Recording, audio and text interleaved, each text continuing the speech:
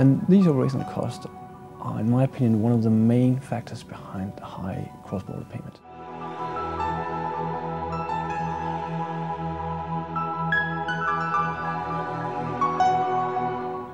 Hello and welcome back to the Bankers Masterclass series in association with Saxo Payments, looking at how banks can use utility banking to drive forward innovation in financial services. I'm Joy McKnight, Deputy Editor of The Banker, and I'm joined by Anders Cour, co-founder and CEO of Saxo Payments. In Chapter 2, we'll explore the role an industry utility could play in reducing costs and increasing efficiency in driving forward innovation. Anders, thanks so much for joining us. Thank you. So what would you say is driving the high cost in cross-border payments today? I think if you look at the core banking as of today, we are in a situation where a lot of the IT infrastructure that is running cross-border payments and core banking is developed in the 70s and the 80s. And if you combine that with a compliance framework of 2012, 13 and 14, you get very high operational costs. And these operational costs are, in my opinion, one of the main factors behind the high cross-border payment. It might not be very profitable for the banks to actually deliver this service, especially not in the future where we must expect this to become a commodity. And I think the new compliance regulation and the IT legacy, a combination of that, are the two main drivers of the high cost. But also there's these new competitors, the fintechs, that are sort of starting to come and play in this area.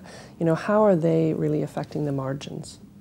I think if you look at the fintechs, they've done a really good job over the last 5-8 years to take advantage of the new regulation within financial services, where they can actually deliver financial services without holding a banking license.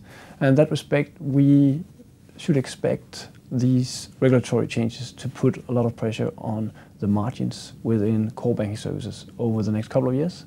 They're already doing that now with the entrance of the fintechs in that market. So the fintechs are providing this new customer experience, especially in the retail area. How is this now sort of spilling over into the correspondent banking area? I think, as with many new innovations, it starts up with a push on the consumer, and that's why it's a natural fit that a lot of the innovation or the new user experience we've seen started up on the consumer side.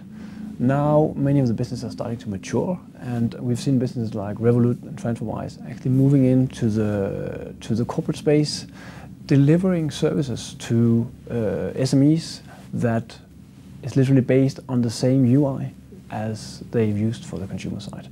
So I think on the positive side, we are actually seeing a trend where especially the SME segment is being filled with businesses that do not only service retail, but also, let's call it, the corporate retail part of it. And you already mentioned sort of some of the challenges that the banks face. How do you think that an industry utility can really drive forward innovation in cross-border payments?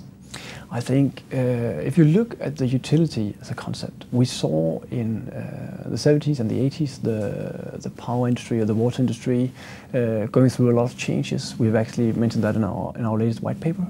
And what we're seeing now in the financial service, I think, is some of the same characteristica, where we will go from kind of vertical integration that we've seen previously to a much more vertically separated environment where you will literally specialize in different parts of the value chain.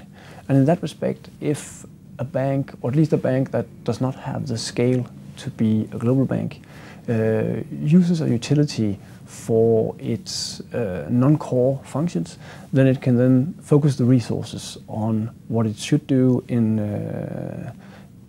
the new age of banking, literally developing agile products, a broad palette of very, very agile products in the domestic core, including open APIs and these kind of products. Excellent. Thanks so much for your insights, Anders.